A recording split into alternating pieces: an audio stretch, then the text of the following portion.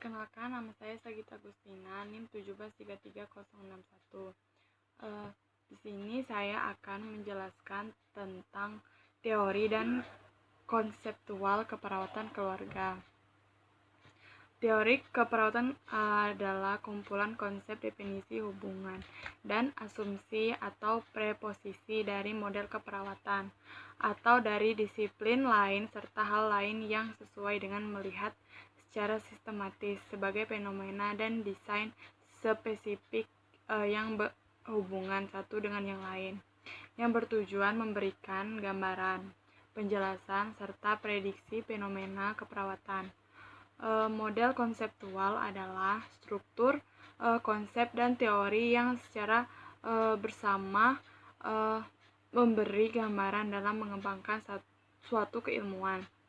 Model konseptual merupakan cara berpikir tentang individu dan lingkungannya yang dapat bermanfaat untuk berbagai situasi dalam memprioritaskan pelayanan dan memberikan tantangan kepada perawat untuk mampu mengubah kondisi pasien dari sikap yang hanya bertahan menjadi mandiri.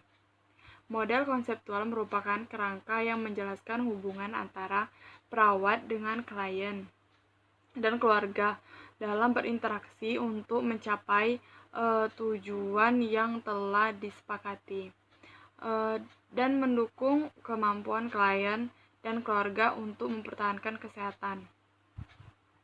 Model konseptual keperawatan keluarga yang pertama, model Betty Newman tentang sistem kesehatan. Model sistem Betty Newman memberikan warisan baru tentang cara pandang terhadap manusia sebagai makhluk holistik, meliputi aspek fisiologi, psikologi, sosial kultural, perkembangan, dan spiritual, yang berhubungan secara dinamis dengan adanya respon sistem terhadap stresor, baik dari lingkungan internal maupun eksternal.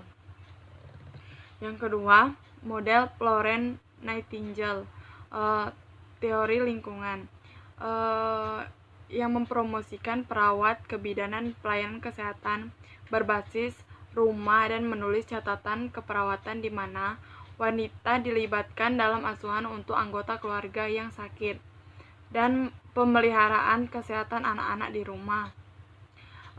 Ia menuliskan bahwa perawat menyatukan perawatan untuk yang sakit dan pelayanan kesehatan dalam lingkungan rumah. Ia memunculkan perawatan kesehatan rumah dan perawat anak maternal digabungkan dalam praktek perawatan keluarga secara keseluruhan sebagai unit pelayanan. Yang ketiga, teori Imogen tentang pencapaian tujuan. Teori Imogen ini merupakan interaksi antara perawat dan pasien pada pelaksanaan asuhan keperawatan. Hubungan interaksi antara perawat dan pasien membawa pada pencapaian tujuan. King menyatakan pencapaian tujuan merupakan sebuah konsep transaksi sebagai komponen integral dalam teori ini. Yang keempat, model Sister Calista Roy tentang adaptasi. Teori Roy dikenal dengan model adaptasi. Teori ini merupakan model dalam keperawatan yang menguraikan bagaimana individu mampu meningkatkan kesehatan dengan cara mempertahankan perilaku secara adaptif, secara mampu mengubah perilaku maladaptif. Teori Roy merupakan suatu proses dari seseorang dalam berperilaku, pengeluaran hasil pemikiran, dan merasakan sebagai individu atau kelompok guna menciptakan lingkungan yang terintegrasi. Yang kelima, model Dorothy Orem tentang perawatan diri. Teori Orem berfokus pada perawatan diri. Kurangnya perawatan diri, sistem keperawatan orientasi kepada individu. Menurut Orem, asuhan keperawatan dilakukan dengan keyakinan bahwa setiap orang mampu untuk merawat diri sendiri hingga membantu individu memenuhi kebutuhan hidup, memelihara kesehatan dan kesejahteraan. Ada 3 prinsip dalam keperawatan diri atau perawatan mandiri. Yang pertama, perawatan mandiri yang bersifat holistik meliputi kebutuhan oksigen, air, makanan, eliminasi aktivitas, dan istirahat, mencegah trauma, serta kebutuhan hidup lainnya. Yang kedua, perawatan mandiri yang dilakukan harus sesuai dengan tumbuh kembang manusia. Yang ketiga, perawatan mandiri dilakukan karena adanya masalah kesehatan atau penyakit untuk mencegah dan peningkatan kesehatan. Yang keenam, teori Mata E. Roger tentang manusia sepenuhnya. Teori Roger memfokuskan dari keperawatan adalah kehidupan manusia. Teori ini mengantarkan kita pada pandangan yang baru bagi dunia keperawatan. Perbandingan antara kesehatan dan penyakit. Fokusnya adalah adanya hubungan timbal balik antara lingkungan dan kesatuan manusia.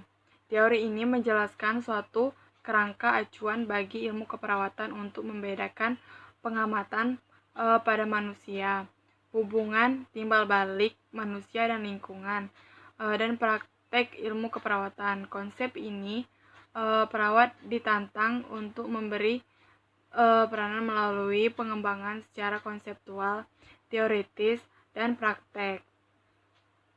Yang ketujuh, model Piedman.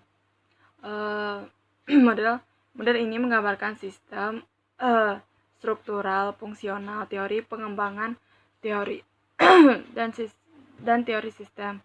Menurut Piedman, keluarga merupakan sistem terbuka dan melakukan interaksi dengan institusi dan dalam masyarakat seperti pendidikan, keagamaan, kesehatan, dan fokus pada struktur dan fungsi keluarga. Piedman dalam menerapkan asuhan keperawatan keluarga menerapkan langkah-langkah terkait dengan 5 langkah adalah proses keperawatan keluarga. Asuhan keperawatan dimulai dengan pengkajian keperawatan sampai dengan evaluasi keperawatan keluarga. Pengkajian ditekankan pada struktur dan fungsi keluarga secara menyeluruh dan terintegrasi. Baiklah, itulah yang dapat saya sampaikan. Terima kasih.